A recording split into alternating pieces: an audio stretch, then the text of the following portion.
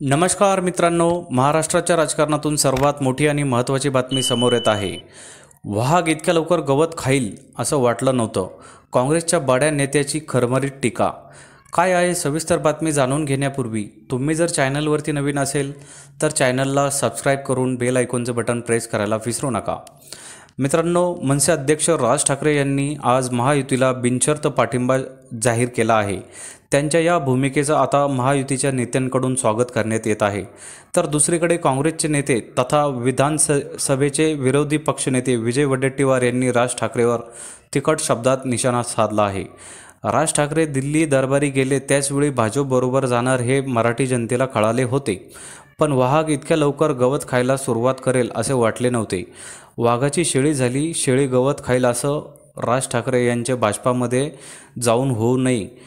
राज ठाकरे या लढवय्या नेत्यांनी गुलामगिरीचे जोखळ गाड्यात का घातले?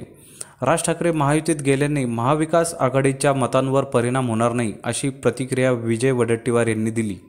त्यांनी 2019ला मोदी यांच्या विरोधात भूमिका घेतली. आता त्यांना पाठिंबा दिला. कदाचित एखादी नस दबली असेल. कुछ तो दाल में काला है. आधी थोडेसे झुकले होते, आता कमरेतून झुकले. हे महाराष्ट्रातील जनतेला मान्य होणार नाही अशा तिखट शब्दात विजय वडेट्टीवार यांनी राज ठाकरे यांच्यावर निशाणा साधला. दरम्यान वंचित बहुजन आघाडीचे प्रमुख प्रकाश आंबेडकर यांनी देखील राज ठाकरे यांच्या भूमिकेवर टीका केली आहे.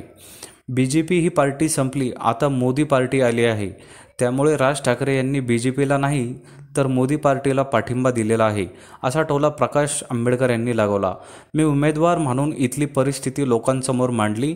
आता मतदारांनी ठरवायचं आहे. उद्धव ठाकरे यांनी त्यांची निवडणूक लढवावी, आम्ही आमची निवडणूक लढवत आहोत. 1-2 दिवसामध्ये यवतमाळ वाशिम संदर्भातील निर्णय घेऊ. निवडणूक आयोगाने चिन्ह संदर्भातील आमचा अर्ज निकाली काढला नाही.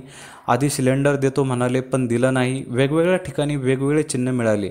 अकोल्यात कुकर चिन्ह मिळाले, ते लोकांपर्यंत पोहोचले आहे असं प्रकाश आंबेडकर यांनी सांगितलं. देशाच्या भवितव्यासाठी खंबीर नेतृत्वाची गरज आहे. त्यामुळे मी मुख्यमंत्री एकनाथ शिंदे आणि उपमुख्यमंत्री देवेंद्र फडणवीस यांना सांगितलं की मी बसलो तेव्हा CM आणि फडणवीस यांच्यासोबत बोललो.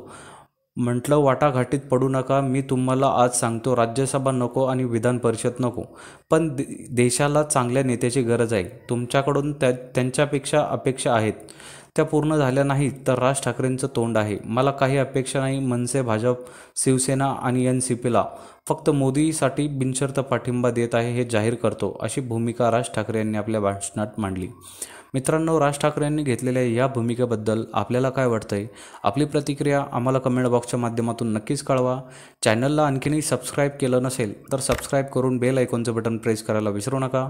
भेटू पुढच्या व्हिडिओसह. तोपर्यंत धन्यवाद. जय महाराष्ट्र.